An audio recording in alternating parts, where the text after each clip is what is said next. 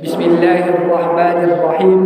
Assalamualaikum warahmatullahi wabarakatuh. Alhamdulillahilladzi hada lihada wa ma kunna linahtadiya laula an hadana Allah. Ashhadu an la ilaha illallah wahdahu la sharika lah wa ashhadu anna Muhammadan abduhu wa rasuluhu sallallahu alaihi wasallam.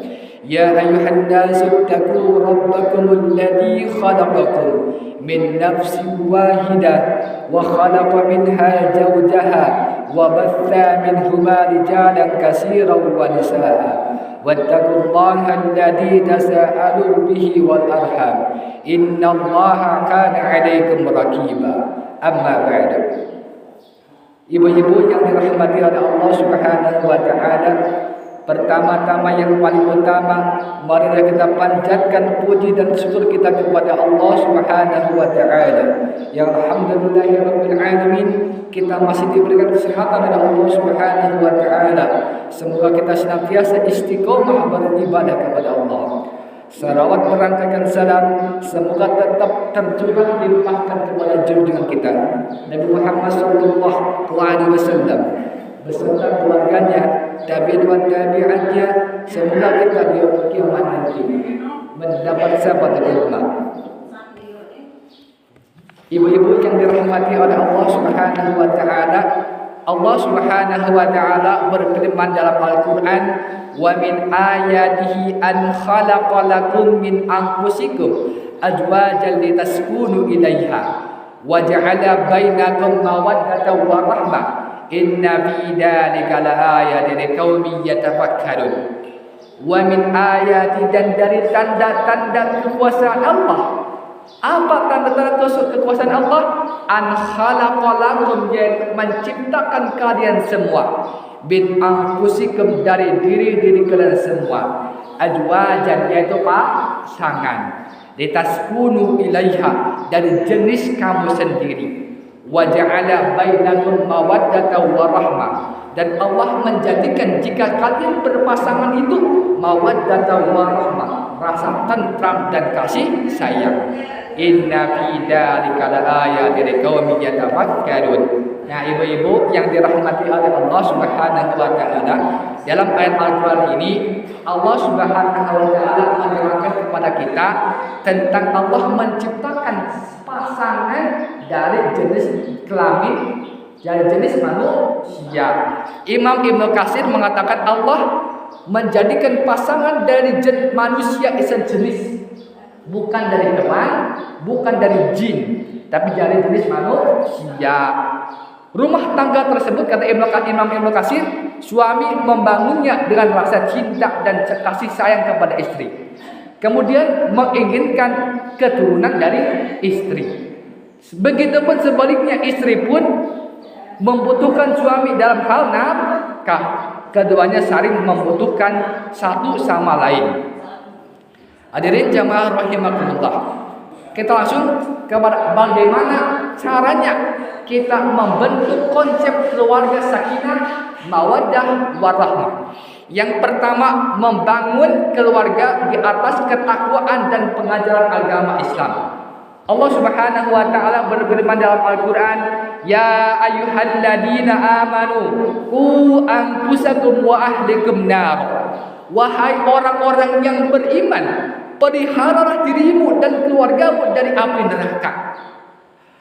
Dari dalam ayat ini Allah menegaskan kepada bahwa orang-orang telah menyatakan dirinya beriman kepada Allah, maka wajib menjaga diri serta keluarga dari siksa neraka, yakni istri, anak-anak, dan siapa saja yang disebut keluarga. Jauhi perbuatan maksiat. Jadi wajib kita untuk menjauhi perbuatan maksiat dan melakukan perbuatan ibadah kepada Allah. Dengan cara apa? Cara kita untuk mendekatkan diri kepada Allah dengan cara menuntut ilmu. Rasulullah sallallahu alaihi wasallam mengatakan, haqqu 'alal muslim ayyu 'allima ahlahu min qarabatihi wa imamihi wa abidihi ma faradallahu alaihim wa ma nahahumullahu an. Waalaikumsalam. Menjadi kewajiban seseorang ialah mengajari keluarganya, kemudian kerabatnya, sampai kepada pembantu laki-laki atau pembantu perempuan. Ajarkanlah kepada mereka perkara wajib yang Allah perintahkan dan larangan yang Allah larang. Jadi kewajiban yang pertama ialah membangun keluarga di atas ketakwaan dan pengajaran agama Islam. Wajib kita mengajari anak kita, kerabat kita, pembantu kita dan lain sebagainya untuk mendekatkan diri kepada Allah dengan mengetahui ilmunya. Kemudian mempraktekkan ilmu ke dalam ibadah kepada Allah Subhanahu wa taala dan menjauhi segala larangannya. Yang kedua, konsep keluarga sakinah ialah suami menjalankan kewajibannya dengan baik, istri pun menjalankan dengan baik. Idza sallatil mar'atu khamsaha wa sammat sahraha wa hafidat farjaha wa ata'at zawjaha qila la udkhulil jannati min ayyabi abwabil jannati syi'ta. Di mana-mana perempuan salat 5 waktu, kemudian berpuasa di bulan Ramadan dan hawa hafidat farjaha dan menjaga kemaluan wa ata'at zawjaha, kemudian dia taat kepada suami, maka kata Allah, silahkan Anda masuk ke dalam pintu surga mana saja. Wanita taat kepada suami, salat, rajin ibadah, rajin puasa, rajin pengajian, yang penting, yang utama, yang taat kepada suami, maka Allah akan membukakan jalan kepada kita untuk masuk ke pintu surga yang mana saja. Bin abwabi ayyabi jannah. Pintu mana saja yang kau sukai, mau pintu arrohnya dan sebagainya, silahkan, asal taat kepada suami. Yang enggak punya suami, yang penting udah taat yang terlebih dahulu. Taat berarti kalau yang udah sebelumnya, kalau sebelumnya taat, insya Allah masuk surga. Di sini yang penting taat, puasa, zakat dan sebagainya itu nomor belakang. Yang penting taat kepada suami, itu masuk surga. Dulu juga bapak. Kemudian bagaimana hak dan kewajiban suami dan istri? Di dalam kitab Uquluddin dijelaskan mengenai hak suami kepada istrinya. Yang pertama, istri tidak boleh memberi izin kepada siapapun untuk masuk ke dalam rumah. Nah ini, kita tidak boleh memberikan izin siapapun untuk masuk ke dalam rumah kecuali atas izin suami. Tidak boleh. Haknya suami ialah tidak boleh memberikan izin kepada siapapun untuk masuk ke dalam rumah. Yang kedua, istri tidak diperkenankan untuk masuk ke dalam rumah orang yang dibenci oleh suami. Di suami misalnya membenci seorang, maka istri tidak boleh sekali-kali masuk ke dalam rumah orang yang dibenci oleh suami. Itu di dalam kitab Uquluddin karya Imam Nawawi Al-Bantani. Yang kedua, hak istri yang wajib dipenuhi oleh suami. Yang pertama, berbuat baik kepada istri. Waja'ala baik. Di dalam Al-Quran dijelaskan bahwa kewajiban suami ialah yang pertama hak berbuat baik. Berbuat baik di sini ialah memberikan suri tauladan, mengatakan perkataan dan lemah lembut. Dan suami tidak boleh berkata kasar kepada istrinya, karena istri itu terbuat dari tulang rusuk yang bengkok. Jadi jika tulang rusuk yang bengkok itu dipatahkan, maka rusaklah semuanya. Itu kata Imam Nawawi Al-Bantani. Yang kedua, suami memberikan nafkah lahir dan batin kepada istri. Apa nafkah lahir? Ya, sangat, pangan dan lain sebagainya. Nafkah batin ialah ilmu agama. Jadi ilmu agama wajib untuk diajarkan kepada istri. Yang ketiga ialah bersabar. Konsep yang ketiga ialah bersabar.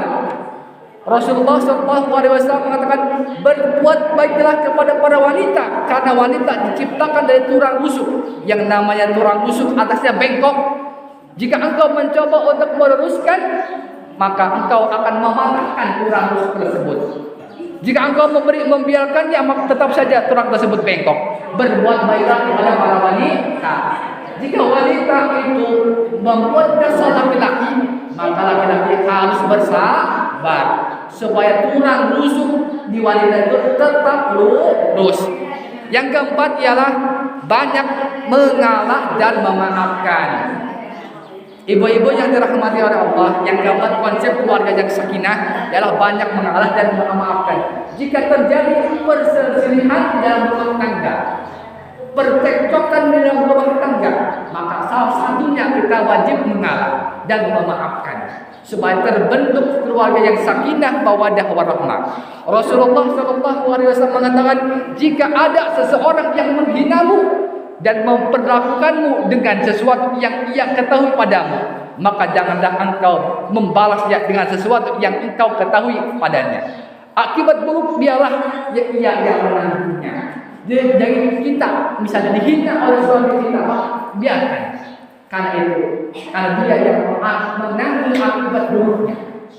Jadi yang keempat, konsep yang keempat membanyak mengalah dan memaafkan. Dan konsep yang kelima ialah menghindari kekerasan dalam rumah tangga. Rasulullah SAW mengatakan, wala tabrib wajha wa tukabbih wala tajhur ila bibai. Janganlah engkau memukul istrimu di wajahnya, dan jangan pula menjelek-jelekan serta melakukan hajar atau menjampat istri selain di rumah. Jadi kita tidak boleh hukumnya memukul istri apapun, walaupun dia nusuk alias keluar rumah tanpa izin, maka tidak boleh kita memukul istri. Di sini dikatakan bahwa Rasulullah tidak pernah sama sekali memukul istrinya, pembantunya dan sebagainya. Hadis riwayat Imam Ahmad. Jadi walaupun ada ayat wallati takhabu nusujahunna fa'iduhunna wahjuruhunna fil madaji wadribuhunna fa in ata'nakum fala tabghu 'alaihin sabilan innallaha kana 'aliyan kabira. Di sini ayat tentang nusuk. Apa nusuk itu? Keluar rumah tanpa izin. Tapi di sini para ulama mengatakan bahwa nusuk itu hanya dipukul dengan kayu arok. Kayu arok apa? Kayu siwak dipukul dengan tenang, dengan tanpa melukai. Itu kata para ulama. Jadi ada 5 konsep membangun keluarga sakinah. Yang pertama, membangun keluarga di atas ketakwaan dan pengajaran Islam. Yang kedua, suami menjalankan kewajibannya dengan baik, istri pun dengan baik. Yang ketiga, bersabar. Dan yang keempat, banyak mengalah dan memaafkan. Dan yang terakhir, menghindari kekerasan dalam rumah tangga. Sekian, wallahu muwaffiq ila aqwamit thoriq. Assalamualaikum warahmatullahi wabarakatuh. Ibu-ibu, tanggal 24 hari Rabu pengajian tingkat kehormatan di Desa Sukamukti. Di tempatnya di Blok Sukamukti. Sekian.